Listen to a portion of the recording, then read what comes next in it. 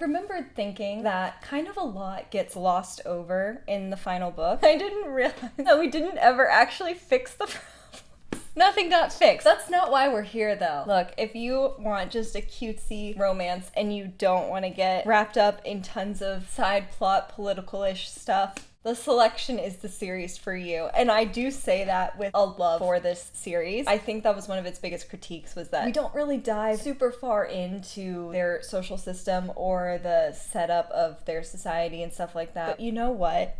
That's fine. While I do think that is what sets apart a lot of dystopian series, is watching people trying to overcome a corrupt system and stuff like this. This series is just short and sweet and only about the romance. And I finally finished reading book 3. This is a reread for me for sure. If you are here and you don't know what the Selection series is, it is a young adult romance, and it is often marketed as a cross between The Hunger Games and The Bachelor. 35 girls arrive at the palace trying to vie for the heart of the prince. Our main character, America Singer, does not necessarily want to be there at first, but then sort of begins to develop a friendship and then feelings for the prince, despite the fact that the way their society is set up, they never would have met outside of this selection process. There are 2 books before this one. There's The Selection and The Elite. This is technically the wrap-up of the trilogy. However, there was a spin-off duology, and then there was also this little collection of novellas. So in total, I think there's like technically 6 books, but you can just read the 3 and have a very complete picture. If you've not read this book, it is your time to exit. I do recommend this series. It's such a quick read for some very memorable and very frustrating characters, but like frustrating in a fun way, but also in a way where you kind of want to like reach into the book and like shake them a little bit and be like, why are you acting in this way? Goodbye to non-spoiler people. So at the beginning of the recap of The Elite, by the time we get to the end, for so long Maxon is like, America, you are my number 1 choice. If you decide to end the selection, I will end the selection and pick you and marry you. But then when we get towards the end of The Elite, there's so many miscommunication errors between these 2. America's sort of been putting off really diving into this relationship fully, partially because Aspen, who is the guy from back home, who is now a guard at the palace. So she's like seeing this kind of ex-boyfriend situationship. They were gonna get married. It's complicated. That relationship is outside her door every single day. And so it's really hard for her to kind of like let go of that completely. And in this book, Maxon makes it more clear that he did feel that sort of. He didn't have a full picture of what was going on with America, and he also had no idea until like almost to the end of this book that Aspen was the one that she had had a relationship with for so long. And because America took so long to realize that she wanted to be with Maxon, Maxon had developed feelings for other people, not as strong as the ones he had for America, but he also, being the prince, sort of realizes that he needs to have not only a partner that he wants to be around and someone that he loves, but he needs someone he can rely on. And quite frankly, America has not been this person. Like, if I'm gonna be picking sides between Maxon and America, I honestly understand Maxon better. And I get why, for him, he begins to struggle so much with this, because he wants to be with America, but at the same time, she's proven over and over again that she's kind of a flight risk. And so he's had to keep these other girls around. But at the beginning of this book, America decides, like, I'm all in on Maxon. I'm gonna try and pursue him now, which is definitely a different vibe than what we've had in the previous 2 books, where I would say Maxon has been the pursuer in their relationship, where now as America's kind of the one who's trying to win him over. Despite the fact that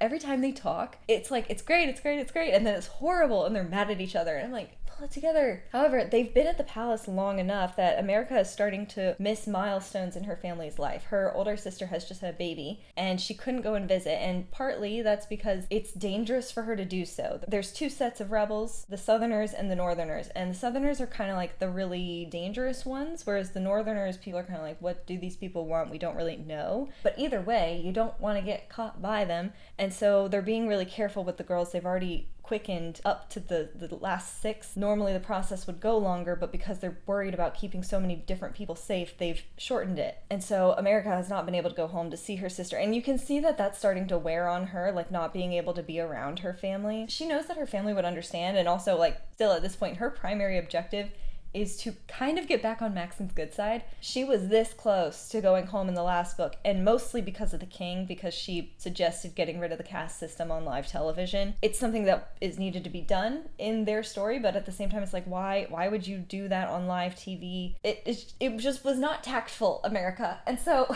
she's been trying to talk to Maxon, and he's been talking to these other girls, and so she's trying to get his attention. And my notes say, America wears a saucy dress to dinner and gets the ear tug, because the two of them, they always tug their ear when they want to talk to each other. She shows up in this like essentially scandalous dress to dinner, and immediately Maxon says he wants to see her, and she was like, point America. After 2 books of being just so held back from Maxon, she decides that she's going to try and seduce him.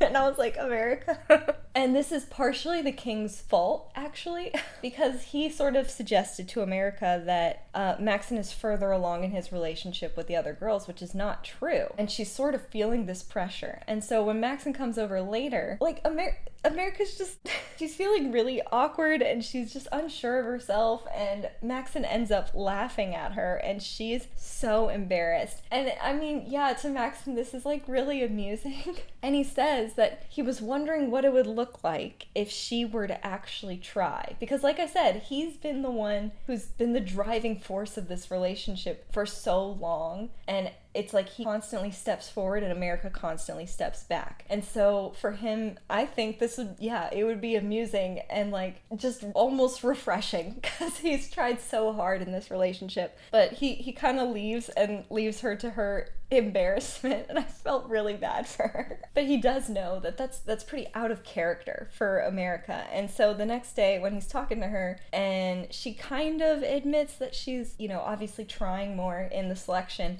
and neither of them have said I love you, and they're kind of waiting for the other person to say it, which is so frustrating for so much of the book. Maxon knows that she's sort of on the chopping block, not because of his decision, but because of his dad's. I don't like the king, obviously, in this book, but it's understandable why he wants America to go home. And Maxon says the only way we can really counteract that is if you become the people's favorite, because at some point it's very likely that the king is going to force the issue and send America home. However, he can't do that if she's the front runner in the eyes of all the people. At this point, I would say that Chris is probably the front runner as far as public opinion, and America, she's not hated, but she doesn't have a good look right now, because she stood up for Marley when she went and got caned, and people didn't really understand the full backstory of that. And so they just see it as this unruly girl who wants to be our princess, and they're going to have to completely rewrite this narrative, which is not going to be an easy thing to do. Celeste has a crush on Aspen, and I feel like I did remember that, but I just I knew who Aspen ended up with at the end. Like, I knew that it was him and Lucy. And so I couldn't remember. I was like, did I dream that? But no, Celeste does have a crush on Aspen. Wow, Celeste had such a character arc. I completely forgot that we like her by the end of the book.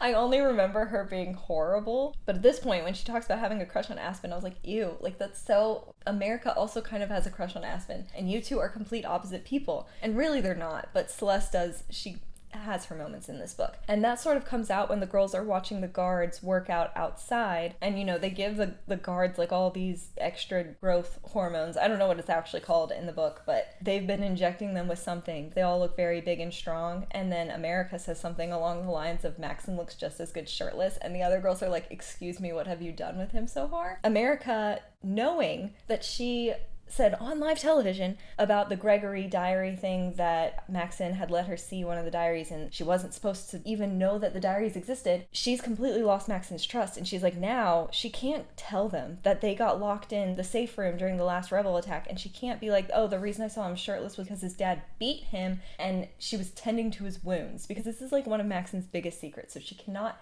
say that. And she kind of skirts around the issue for a little bit, and all the girls, they sort of compare where they're at with Maxon, which needed to happen for this group. There's so much mystery and stuff like that, and they have such a hard time trusting one another because they don't know where they stand. And Chris says that she loves him, and Elise is sort of more duty-bound, but she's like, if I don't win, that means I have failed, because good people end up in these good matches. That's how she views arranged marriage and stuff like that. And so it's if I don't do this, I kind of go home a disgrace. And then Celeste, at least she's honest. later, she doesn't say this during this part of the story, but later she tells America, she basically says that she doesn't have any talent, and so she's worried that when she's no longer beautiful and a model, that, you know, she won't have the fame, and then what does she do now? And that's why she wants to be with Maxon. America kind of consoles her and stuff like that by talking about how more of like Celeste's drive will allow her to achieve whatever she wants, but at that point Celeste doesn't fully fess up to the fact that she's there just for the fame and the money, but it is kind of obvious why she's there. I think of all the admissions, America was obviously the most freaked out by Chris, because she's like, I didn't realize that she was kind of all the way in love. Rebels show up to the palace while the king is away, and they want to talk to Maxon and America. And it was just like so crazy how easily they were able to talk to the prince. And I know, again, like I said, this is not a political, like, Hunger Games level analysis of that type of stuff. However, the fact that they could even get into the palace and request to talk to these people and see them without going to jail is just kind of amazing to me. Like, it was one of those things that it's just like a teeny tiny little plot hole, sort of. One that you can suspend your disbelief for, but I did want to bring that up because I was like, that is crazy that they actually ended up having this conversation at all, that the guards allowed this to happen. However, they wanted to talk to America because they think she has sort of the best chance at helping them if she becomes queen. And when she sees these rebels, it's her cutesy rebel. In the last book, when the rebels attacked, America took off into the woods for no reason and hid in a tree, and then one of the rebels saw her and like curtsied to her before she ran away. And this is that same girl. The man with her is Gregory Ilya. Reminder that the country is named Ilya. And Maxon kind of immediately clocks it and is like, oh, are you here to take the crown? Like, what are you doing here? And as far as being technically an opposing political force, they are very cordial.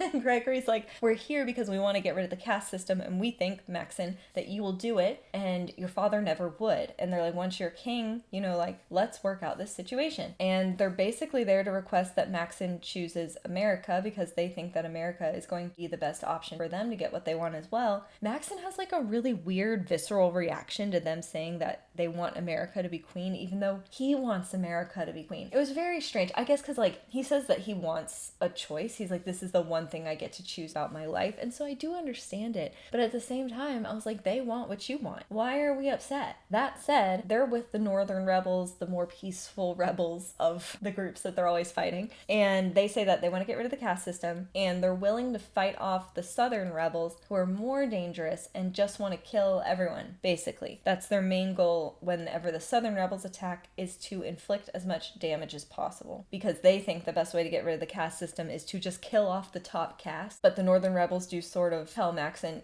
even if they did, and they did that, and they like achieved their goal of doing that, all that's going to happen is just sort of a reshuffling around of the rebels becoming the top castes, and then they'll move a couple people around who have helped them, but overall it wouldn't fix any problems. They also say they're okay with Maxon staying king. I was like, you know, for rebels, y'all are really not all that rebellious. Anyway, that conversation ends. At this point, America is already friends with that girl rebel, basically. But America is sort of, I mean, kind of understandably upset because she hasn't admitted it really out loud yet, or even to herself, but she's in love with Maxon, and he had such a horrible reaction just to the thought of them being together. This leads to additional communication issues between the two of them. And then America is outside, just kind of like in the gardens being chill, and then Maxon is with Chris, and they walk by, and it actually was kind of upsetting because she hears Maxon call Chris sweetheart, which he doesn't call her sweetheart, like at least they're different pet names, I guess. He says that, and then Chris, to her credit, really does love Maxon, and she's like, I would want to be with you whether you were the prince or not. Like, she's like, I want this relationship. However, as sweet as that is, I do think it's a little, I don't know, sort of naive for her character to not understand the weight of the position that comes with it. I think it's like, it's a nice sentiment to be like, I don't care about the crown, I want to be with you, but at the same time, it is the crown, and that's something that America takes really seriously. We're back on the report with Gabriel, aka Caesar Flickerman,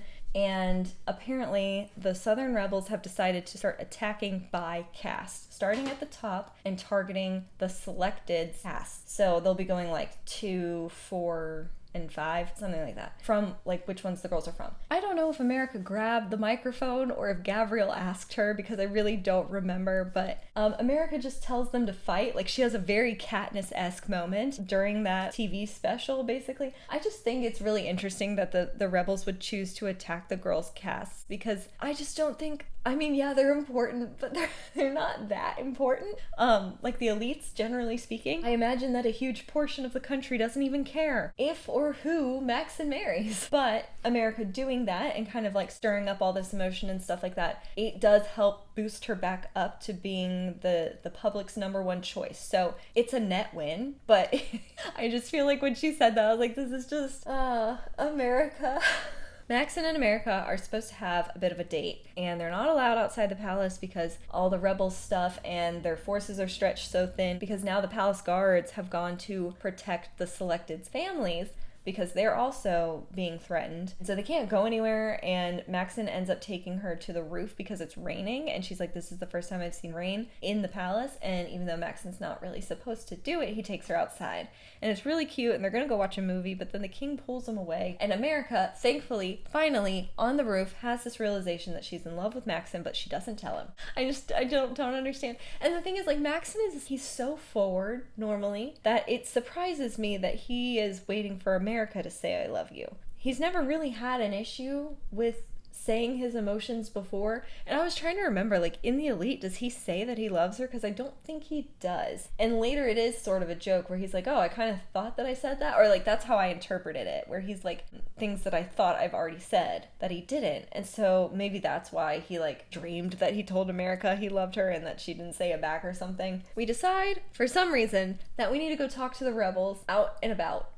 And America's like, we need to go see them. We need to go see the people we're talking to and stuff like that. And so they go, and she gets Aspen to smuggle them out of the palace, and it's so incredibly dangerous. And Maxon goes, he's wearing like a guard's uniform. Nothing really gets done. Like, I feel like there was nothing super accomplished during that time while we were risking our lives. And somebody, one of the rebels, recognizes America and shoots her. It's like a graze, but this was definitely a Katniss parallel of getting shot. All things considered, our small crew of America's maids and Aspen and Maxon, they're the ones who know that America got shot, and to her credit, like, she toughed it out because they didn't want to go to the hospital wing. They couldn't tell anyone that they left the palace, like any of that. We end up being friends with Celeste. Like, we talk to her enough, and Celeste kind of starts to apologize to people for the way she's acted. It was definitely a change of heart. It was unexpected. It wasn't like it didn't make sense, but at the same time, it did seem like sort of a fast turnaround for her. I know that we needed her death at the end of the book to sort of make more of a punch, and that's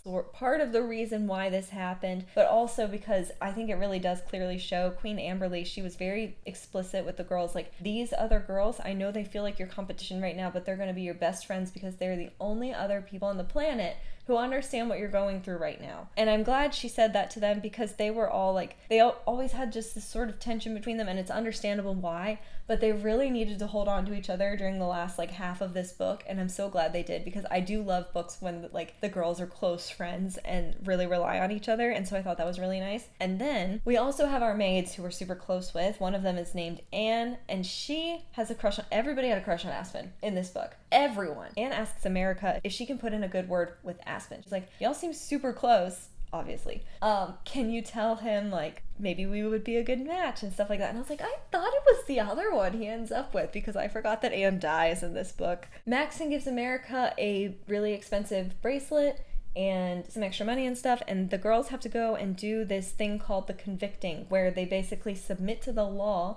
They have to condemn someone to jail, which, by the way, is not part of the job description of the queen. That's why I was so confused. I hated this scene the first time I read it. I hated it this time. And it's just really, really frustrating, because the king it's part of the selection, and even America tells Queen Amberly, she's like, please don't make me do this. And Queen Amberly is sort of like, suck it up, buttercup. Like, this is the one really hard thing you're gonna have to do, and you have to get past it, or you can't be like the one. Like, you have to show that you're willing to do this. So so all the girls have to sentence these thieves to jail time, and the king had obviously picked out the one that America was going to get because this one was going to have for life sentence for stealing. And it hits the hardest for America because she's the only one out of these girls who has truly experienced hunger to a point that she'd be willing to steal, or she understands why someone would steal. And she also understands that this is not about someone who stole something else happened, and she knows it's because he's a rebel. Because when she goes up to talk to this guy, she's like, what did you do? And he says that he stole something, and then she asks how long his sentence is, and he says it's for life, which is not fair because the other girls were sentencing people to way shorter sentences. And she's like, it's not about you stealing, was it? And he says that it wasn't. And so America takes this man up to the king, and she's like, here, take this bracelet from Maxon that I promised I would never, ever, ever give away, and this necklace from her dad,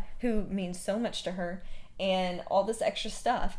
And she's like, pay your debt to the king using these things, because the reason they're going to jail, theoretically, publicly, is because they can't pay their bail or whatever. And so they would have to pay with time. This also sort of boosts America in the eyes of the people because she does do things that endears her to them. A huge portion of the population is not 2s and 3s, it's going to be 4s and lower. So they see this as sort of a heroic act from her. The king is obviously very unhappy with this decision, but because it's so public and it's live, it's not like he can say no and then send the guy to jail anyway because America herself has paid this debt for them. I really loved girl time. It was so cute.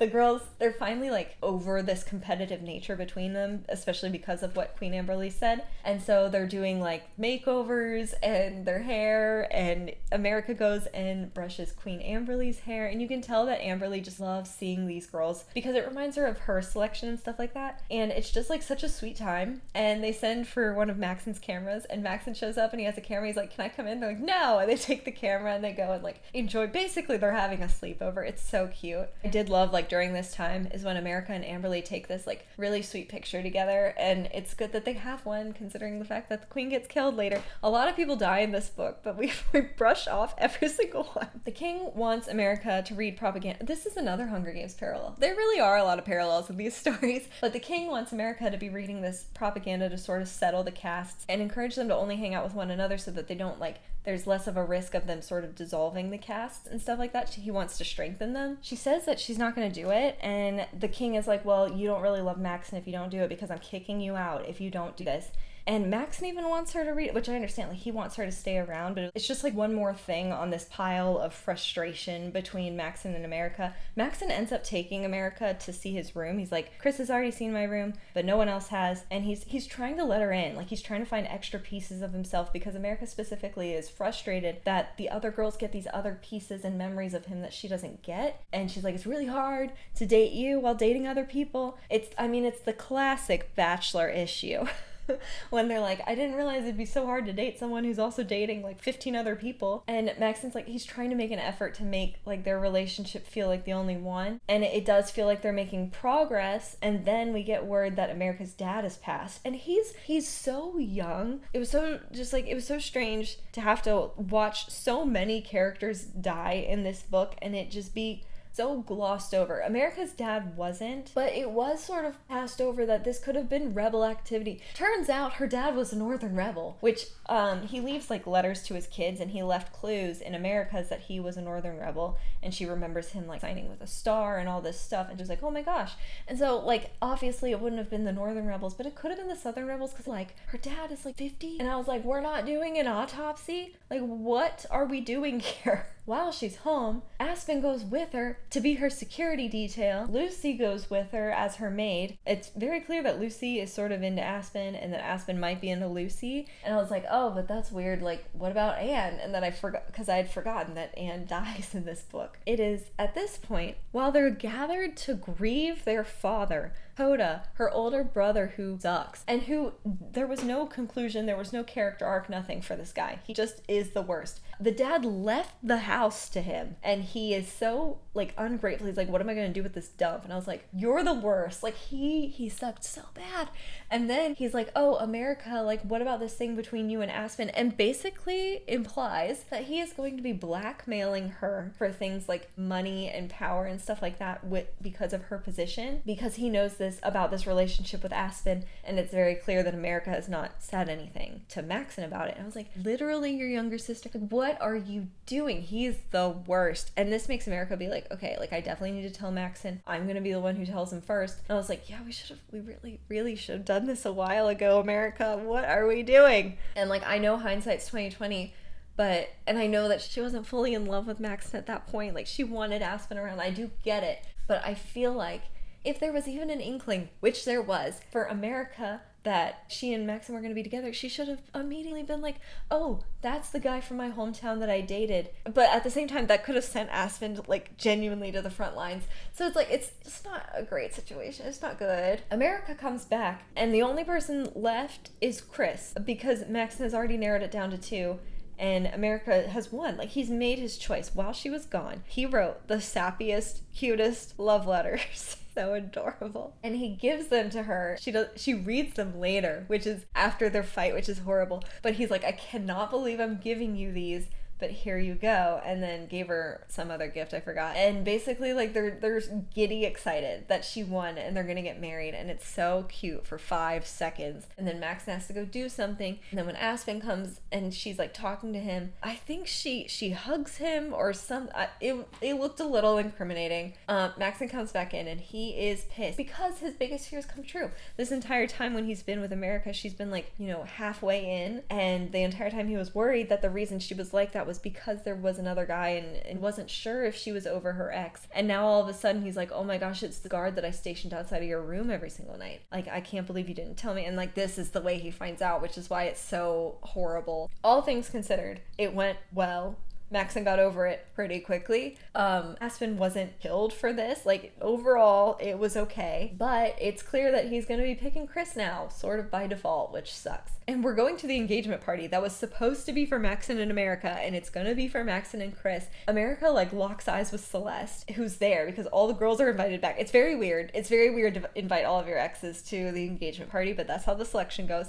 And she, like, looks at Celeste, and she's like, it's not me. And Celeste is so nice in that moment. And obviously we needed that emotional connection, because then Celeste immediately gets murdered by the rebels who have broken in because they were dressed up as guards, and then they like pull out their bandanas and they're like, attack. And so they kill so many people, including the king and queen. Maxon takes a bullet for America, and then Maxon makes it very clear to Aspen that he's to save America over himself, which is very sweet, but also he is the crown prince. And Aspen ends up like putting America in one of those safe rooms where she tries to get out. She tries to shoot her way out and she can't shoot the lock. And so she's stuck in there for hours thinking that Maxon's probably dead, because as she was leaving, he was saying some real end of life stuff about him wanting to be happy and how it's always been her, and like, he's having an epiphany. He's having an understanding that despite this relationship that she had with Aspen, he really wants to be with her, and that is going to be forgiven. And so yes, we had this really dramatic moment where he does understand that that's who he wants to be with. So